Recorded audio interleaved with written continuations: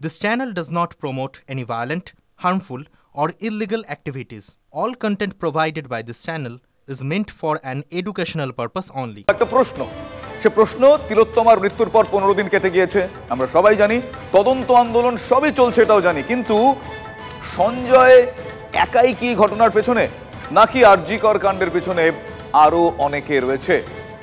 UEN Jaipur is a perfect target for prospective students aspiring for good jobs, good education with future-ready skills. Missing link অনেক রয়েছে, তারই উত্তর পেতে CBI আধিকারিকরা জেরা করছেন, আর সেখানেই নাকি ধৃত সঞ্জয় রায়ের বয়ানে একটার পর একটা অসঙ্গতি পাওয়া গিয়েছে। সূত্র মারফত যেটা আমরা জানতে পারছি, আপনাদের জানাই, প্রাক্তন অধ্যক্ষ সন্দীপ ঘোষের বয়ানেও সিবিআই সন্তুষ্ট নয়। তাই আজ পলিগ্রাফ টেস্টের মুখোমুখি সন্দীপ ঘোষ। জেলে সঞ্জয়েরও পলিগ্রাফ টেস্টের প্রস্তুতি সিবিআই এর। আসলটা জানতে সত্যির কাছে পৌঁছতে 9 আগস্ট বাংলার এক কালো দিন। আরজিকর হাসপাতালের নৃশংসভাবে তিলোত্তমাকে ধর্ষণ খুনের ঘটনা নাড়িয়ে দিয়েছে গোটা দেশকে। কোর্ট রাজ্যকে তিরস্কার করেছে, পুলিশের হাত থেকে তদন্ত সিবিআই এর হাতে দিয়ে দিয়েছে। আরজিকর কাণ্ডে প্রথম থেকেই ঘটনা পরম্পরা, সঞ্জয়ের ভূমিকা, তথ্য প্রমাণ লোপাটের চেষ্টা, প্রভাবশালী কাউকে আড়াল করার চেষ্টার মতো হাজারো অভিযোগ উঠেছে। তদন্তের মিসিং লিঙ্কগুলোকে এক সুতোয় গাঁথতে তাই সিবিআই এর হাতিয়ার পলিগ্রাফ টেস্ট।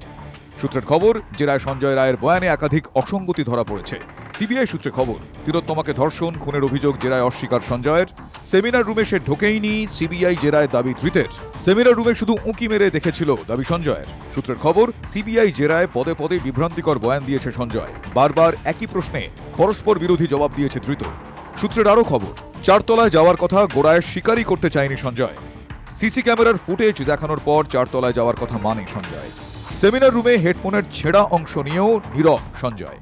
সঞ্জয়ের বন্ধুর সঙ্গেও তার বয়ানে বিস্তর অসঙ্গতি মিলেছে বলে খবর।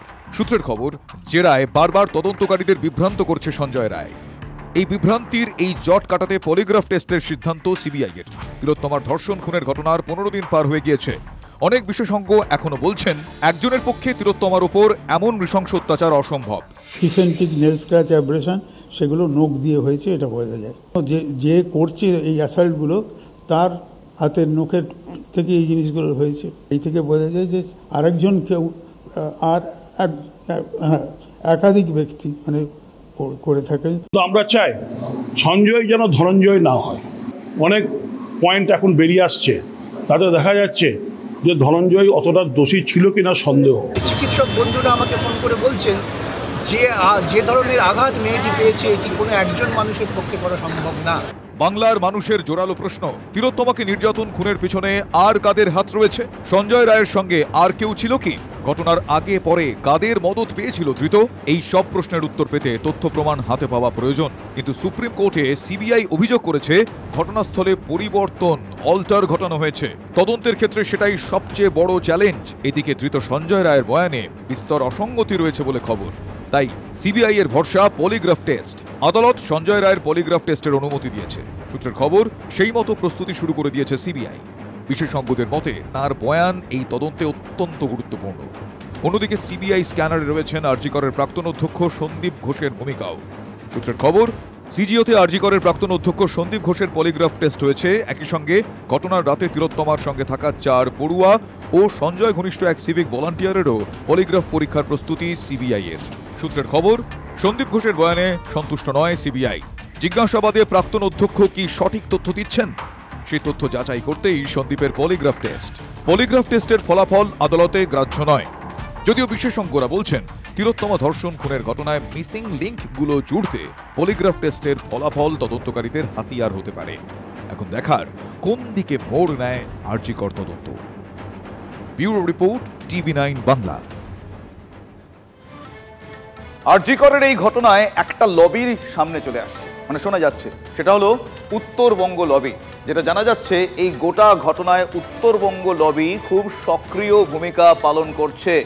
অভিযোগ যে এই লবি নাকি স্বাস্থ্য দপ্তরের পোস্টিং থেকে শুরু করে, স্বাস্থ্য দপ্তরের পোস্টিং থেকে শুরু করে যাবতীয় সিদ্ধান্ত নিয়ন্ত্রণ করে এই উত্তরবঙ্গ লবি। সন্দীপ ঘোষ, সুরিতা পালরা এই লবির অংশ বলে চিকিৎসক মহলের দাবি। সিবিআই তদন্ত শুরু হতেই প্রভাবশালী এই উত্তরবঙ্গ লবির বিরুদ্ধে চমকে ওঠার মতো প্রেস বিজ্ঞপ্তি। কারা করেছে সে বিজ্ঞপ্তি? ইন্ডিয়ান মেডিকেল অ্যাসোসিয়েশন পশ্চিমবঙ্গ শাখা। এবার প্রশ্ন হচ্ছে, এই লবির মাথায় কারা আছেন? কার ছত্রছায়ায় বা কাদের ছত্রছায়ায় এই লবির এত দাপট? হ্যাঁ, আমরা সে প্রশ্ন খোঁজার চেষ্টা করেছি। দেখুন,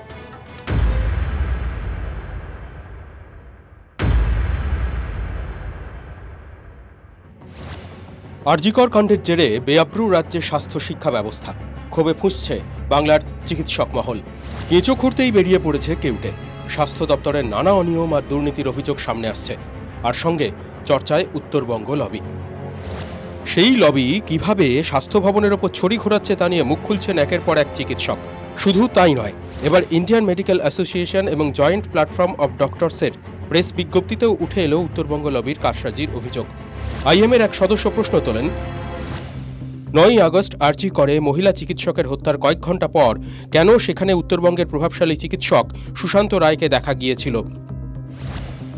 আরজি করে চিকিৎসক না হওয়া সত্ত্বেও কার নির্দেশে সেদিন উত্তরবঙ্গ লবির কয়েকজন পৌঁছে যান আরজি করে?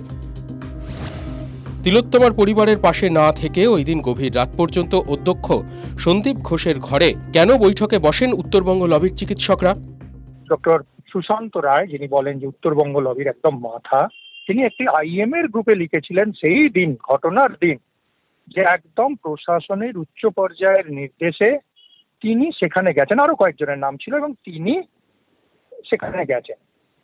তো আমার প্রশ্ন, ওনাকে কে যেতে বলেছিল? সত্যি কি প্রশাসনের উচ্চ পর্যায় থেকে এরকম কোনো নির্দেশ ছিল? সকাল থেকে গভীর রাত পর্যন্ত এখানে এমন কিছু চরিত্র উপস্থিত ছিলেন যারা কোনোভাবেই সরকারি কোনো পদে নেই, যারা কোনোভাবেই আরজি করের সঙ্গে যুক্ত কেউ নয়। তাদের সঙ্গে স্বাস্থ্য প্রশাসনের সর্বোচ্চ কর্তা, আমাদের রাজ্যের মানে কলকাতার যিনি পুলিশের সর্বোচ্চ কর্তা, তারা প্রত্যেকে এখানে উপস্থিত ছিলেন এবং তারা উপস্থিত থেকে সারাদিন কি করেছেন। শুধু কি তাই, আইএমের প্রেস বিজ্ঞপ্তিতে চাঞ্চল্যকর বিবৃতি। আরজিকর কাণ্ডের পর আইএমের ডাকা ভার্চুয়াল বৈঠকে উপস্থিত মেডিকেল কলেজের অধ্যক্ষরা উত্তরবঙ্গ লবির বিরুদ্ধে সরব হন। দক্ষিণবঙ্গের এক মহিলা অধ্যক্ষকে উত্তরবঙ্গ লবির এক চিকিৎসক বিরূপাক্ষ বিশ্বাস ফোনে হুমকি দেন বলেও অভিযোগ। মোবাইল ল্যাপটপ নিয়ে পরীক্ষায় বসা, পরীক্ষায় গণটুকাটুকি, নম্বর বাড়িয়ে দেওয়া সহ নানা অনিয়মের প্রতিবাদ করায় উত্তরবঙ্গ লবির কোপে পড়েন কেউ কেউ। পরীক্ষক পদ থেকে অপসারণ, অন্যত্র বদলি করে দেওয়ার মতো ঘটনা ঘটেছে। ষড়যন্ত্রের মাথায় স্বাস্থ্য ভবন এবং স্বাস্থ্য বিশ্ববিদ্যালয়ের বেশ কিছু কর্তা জড়িত, যারা উত্তরবঙ্গ লবির কথায় ওঠবোস করেন। উত্তরবঙ্গ লবির যে দাপাদাপি, তার জন্যই রাজ্যের সরকারি মেডিকেল কলেজগুলিতে নৈরাজ্য। সমস্ত প্রিন্সিপালরা বলছেন। ওয়েস্ট বেঙ্গলের প্রেস বিজ্ঞপ্তিতে কয়েকজন চিকিৎসকের নাম করে তাদের ভূমিকা খতিয়ে দেখার আবেদন করা হয়। ডাক্তার সন্দীপ ঘোষ, ডাক্তার সুরিতা পালও উত্তরবঙ্গ লবির ঘনিষ্ঠ বলে অভিযোগ। যারা ঘটনার দিন তদন্ত ভুল পথে চালিত করা ও প্রমাণ লোপাটে চেষ্টা করেন বলে অভিযোগ। তাদের তদন্তের আওতায় আনার দাবি জানাচ্ছে চিকিৎসক মহল। সারাদিন এখানে থেকে তদন্তটাকে ভুল পথে চালানোর চেষ্টা করেছিল, যারা এফআইআরে দেরি করেছিল, যাদের বিরুদ্ধে তথ্য প্রমাণ লোপাটের অভিযোগ আছে, তাদেরকে যেন তদন্তের আওতা থেকে বাইরে রাখা না হয়। সৌরভ দত্ত কোনো বিশেষ ব্যক্তি তো নয়, তিনি একটা সংগঠনকে রিপ্রেজেন্ট করেন। তিনি আইএমএ মানে স্টেট ব্রাঞ্চের প্রতিনিধি, ফলে তিনি যখন একটা অভিযোগ করছেন তার সারবত্তা আছে বলেই আমরা মনে করি। যাদের বিরুদ্ধে অভিযোগ উঠছে তাদের মধ্যে একজন ডাক্তার সুশান্ত রায়। ডাক্তার রায়ের সঙ্গে কথা বলেছেন আমাদের প্রতিনিধি সৌরভ দত্ত। তার দাবি, এর পিছনে রাজনীতি রয়েছে। এটার পেছনে রাজনীতি ছাড়া অন্য কিছু নেই। উত্তরবঙ্গ লবি, এই লবিতে কি আছে, কে আছে না আছে তারও কিছু নেই। এর আগে তো কখনো এনআরএস লবি, আরজিকর লবি কখনো হতো না, সবাই উত্তরবঙ্গ। সকালবেলা ওই 10:30-10:30টার সময় ক্যালকাটা মেডিকেল কলেজে একটা ব্লাড ডোনেশন ক্যাম্প ছিল। মিটিং চলাকালীনই হঠাৎ করে আমাকে একজন ফোন করে জানালো যে এরকম একটি মেয়ে এখানে মারা গেছে, রেপ হয়েছে। আমরা কয়েকজন মিলে গিয়েছিলাম, তো না, কিন্তু 12:10 আমি পৌঁছাই। সুশান্ত রায়ের কথাতে স্পষ্ট, ঘটনার দিন সকাল 11:10 নাগাদ তারা তিলোত্তমার ধর্ষণ ও খুনের ঘটনা জেনে গিয়েছিলেন। অথচ 10:52 পরে তিলোত্তমার বাবা মাকে ফোন করে অ্যাসিস্ট্যান্ট সুপার জানান তাদের মেয়ে আত্মহত্যা করেছে। কেন? এমন অনেক প্রশ্নের উত্তর কিন্তু এখনও অধরা। চিকিৎসক মহলের দাবি, তিলোত্তমার হত্যার ঘটনার নিরপেক্ষ তদন্তের পাশাপাশি তদন্তের আওতায় আনা হোক উত্তরবঙ্গ লবিকেও। চিকিৎসক মহলের প্রশ্ন, কার ছত্রছায়ায় এই উত্তরবঙ্গ লবির এতবার বাড়ন্ত? আইএমের দাবি, প্রায় ভেঙে পড়া স্বাস্থ্য শিক্ষা ব্যবস্থার পুনরুদ্ধারে সরকারকে নিরপেক্ষভাবে কাজ করতে হবে। Sourav Dutta report, TV9 Bangla.